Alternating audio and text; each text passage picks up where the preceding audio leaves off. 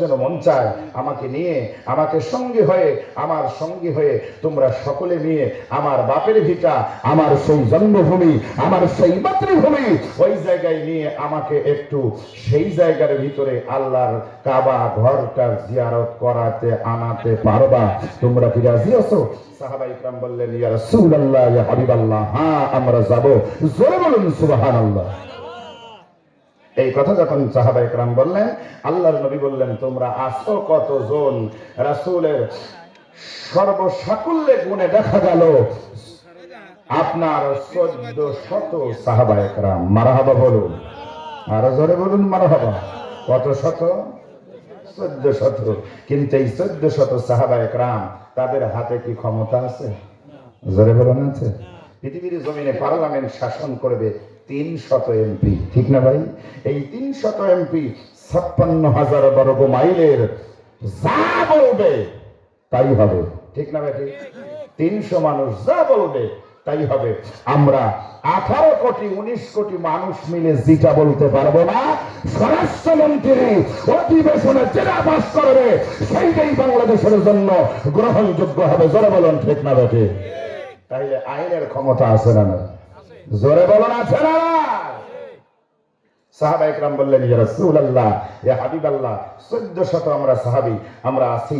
আল্লাহ রাসূল বললেন, সাহাবা ইকরাম, তাহলে কি তোমরা আমার সাথে রওনা হবে? সাহাবা ইকরাম বললেন, ইয়া রাসূলুল্লাহ, ইয়া হাবিবাল্লাহ, আপনি চিন্তা করবেন না, টেনশন করার প্রয়োজন নাই, এই মুহূর্তের ভিতরে আপনার সাথে আমরা রওনা হয়ে গেলাম। জোরে বলুন আল্লাহু আকবার। রাসূল রওনা হয়ে গেল। রওনা হওয়ার সঙ্গে সঙ্গে এমন একটা জায়গায় গিয়ে পৌঁছিলেন, যেই জায়গায় যাবার পরে আল্লাহর রাসূলকে বাধা দেওয়া হলো, ঠ্যাক দেওয়া হলো। আবু জেহেল, উতবা, শাইবা, ওলীদ ইবনে মুগীরা, তারা ঠ্যাক দিল, বাধা দিল। ওই জায়গা থেকে রাসূল আর সামনের দিকে অগ্রসর হওয়া সম্ভব না। আইনের বাধা। কিসের বাধা? জোরে বলুন কিসের বাধা? সেই সম্পর্কে আল্লাহ রাব্বুল আলামিন আয়াত নাযিল করেছে। সাহাবা ইকরাম বললেন, ইয়া রাসূলুল্লাহ, ইয়া হাবিবাল্লাহ, এই জায়গার ভিতরে রাসূল বললেন, সাহাবা ইকরাম, এই জায়গার ভিতরে তাবু গাড়ো, শিবির নির্মাণ করো, এই জায়গার ভিতরে আমরা অবস্থান করব। অবস্থান করবার পরে আমাদেরকে বাধা দিয়েছে, শেষ পর্যন্ত রেজাল্ট কি হয়, ফলাফল কি হয়, এইটা না দেখা পর্যন্ত এখান থেকে আমরা সামনে অথবা পিছনে যেতে রাজি। সাহাবা ইকরাম বললেন, ইয়া রাসূলুল্লাহ, ইয়া হাবিবাল্লাহ, আমরা আপনার সাথে আছি। আল্লাহর নবী বললেন, সাহাবা ইকরাম, আমরা অনেক দূর থেকে শুনতেছি আমাদের মারার জন্য, আমাদের আক্রমণ করার জন্য কাবা শরীফ জিয়ারত করা যাবে না, এই লক্ষ্যে তারা বিরোধিতা করতেছে। কিন্তু আমরা নিগুড় তথ্য, গোয়েন্দা বাহিনী দিয়ে তথ্য তুলতে পারি নাই। উসমানকে তারা সর্বসাকুল্যে উসমানকে গোয়েন্দা হিসেবে পাঠায় দিলেন মক্কায়। মারহাবা বলো। আল্লাহর নবী বললেন, ওসমান, তুমি নিগুড় তথ্য নিবা, একেবারে সঠিক তথ্য উঠায় আনবা। আসলে তারা কি আমাদেরকে কাবা শরীফ জিয়ারত করতে দেবে? সে আর না দেবে না। আমাদের কি প্রবেশ করতে দেবে নাকি দেবে না? যদি না দেয় তাহলে তাদের সাথে সমঝোতা করতে হবে। সমঝোতার মাধ্যমে হলো আমি আল্লাহর ঘর জিয়ারত করে আমি এইখান থেকে মদিনায় ফিরে যাব। সুবহানাল্লাহ বলুন। সম্মানিত ভাইরা, যখন উসমানকে পাঠিয়ে দিলেন, ওরা উসমানকে আটক করলো। আটক করবার পরে উসমানকে চিনে ফেললেন, চিনার পরে আটক করলেন। আটক করবার পরে গুঞ্জন উঠলো, ওরা একেবারে অপবাদ ছাড়াই দিল, তারা উসমানকে হত্যা করেছে। এই কথা যখন রাসূলের কাছে আসলেন, সাহাবা ইকরামকে রাসূল ডাকলেন, আমার সাহাবা ইকরাম, এই জায়গার ভিতরে কোনো অন্যায় করবার জন্য আমরা আসি না। এই জায়গার ভিতরে আমাদের জমি দখলের জন্য আমরা আসি নাই, আমাদের সম্পদ উদ্ঘাটন করবার জন্য আমরা আসি না। এই জায়গায় এসেছি, কাবা ঘর আল্লাহ বানিয়েছে, পৃথিবীর জমিনের কোন বাপের বেটার সাহস হবে এই কাবা ঘর জিয়ারত থেকে মানুষকে একবার বঞ্চিত করে রাখবে? ওরা কেন উসমানকে হত্যা করলো? যত সময় পর্যন্ত উসমানের হত্যার বিচার না করতে পারবো, এত সময় পর্যন্ত এই জায়গা আমরা ত্যাগ করব না। মারহাবা কর। সাহাবা ইকরাম বললেন, ইয়া রাসূলুল্লাহ, ইয়া হাবিবাল্লাহ, তাই হবে যত সময় পর্যন্ত আমার ভাই উসমানের রক্তের বদলা না নিতে পারবো, এত সময় পর্যন্ত আল্লাহর নবীজি বললেন, সাহাবীরা এখন তোমরা হাতের গণনা অনুযায়ী কতজন সাহাবা ইকরাম আছো?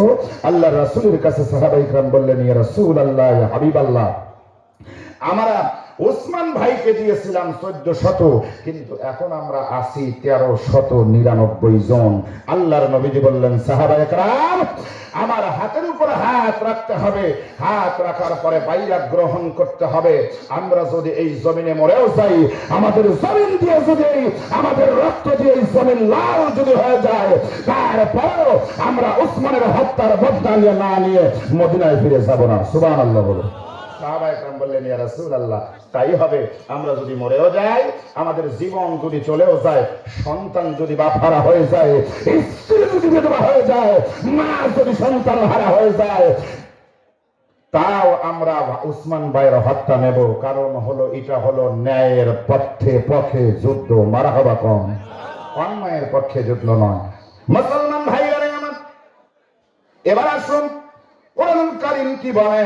আল্লাহ রাব্বুল আলামিন বললেন, ইন্নাল্লাযীনা ইউবাইউনাকা ইন্নামা ইউবাইউনাল্লাহ ইয়াদুল্লাহ ফাওকা আইদিহিম।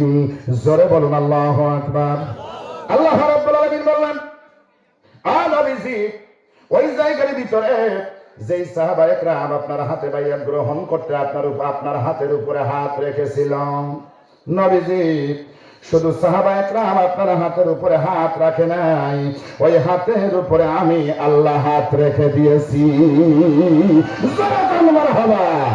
আপনার হাতের উপরে সাহাবায়ে কেরাম হাত রাখে নাই, আপনি সাহাবার হাতের উপরে হাত রেখেছেন, আপনার হাতের উপরে আমি আল্লাহ হাত রেখে দিয়েছি।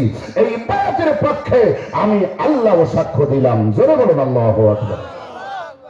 আল্লাহ রাব্বুল আলামিন বলেন, لقد رضي الله عن المؤمنين إذ يبايعونك تحت الشجرة فعلم ما في قلوبهم।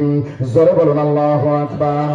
আল্লাহ রাব্বুল আলামিন বলেন, নবীগণ, লাকাদ রাদিয়াল্লাহু, সেই সকল আনিল মুমিনিন, সেই সকল মুমিনদের উপরে আমি আল্লাহ খুশি হয়ে গেলাম। মারহাবা কাম। মুমিন কারা? ইয ইউবাইউনাকা তাহতা আশ-শাজারাতি ফাআলিমা মা ফি কুলুবিহিম।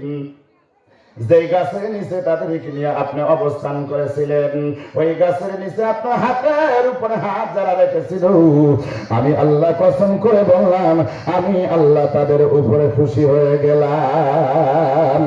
মুসলমান ভাইরা রে, পৃথিবীর জমিনে আল্লাহ রাব্বুল আলামিন যদি কোন জাতির উপরে খুশি হয়, ওই জাতির ক্ষতি সাধন করবার মতো পৃথিবীর জমিনের কোন শক্তি আছে? জোরে কোন। আল্লাহ যদি কাউকে ভালোবাসে, পৃথিবীতে ওই মানুষের অপকার করতে পারবে, ক্ষতি করতে পারবে এমন কোন শক্তি আছে? আল্লাহ রাব্বুল আলামিন বলেন, বান্দারা তাহলে যারা বাইয়াত গ্রহণ করলো, তাদের ব্যাপারে আমি আল্লাহ রাব্বুল আলামিন আর একটা সংবাদ দিলাম।